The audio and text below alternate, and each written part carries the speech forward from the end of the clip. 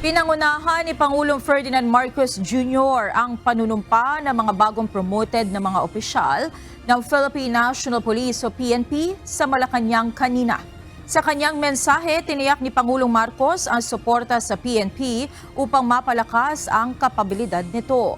Ayon sa Pangulo, kailangan matutukan ng PNP ang cybercrime tulad ng mga kaso ng scam o maging sa pang-aabuso sa mga kabataan gamit ang internet. Sinabi ni Pangulong Marcos na hindi dapat makontento ang PNP kahit na bumaba ang bilang ng krimen. He should not be content with the current decrease in crime rates. While this statistic can be counted and crime incidents reduced, even in their diminished state, the disturbance they cause is still immeasurable.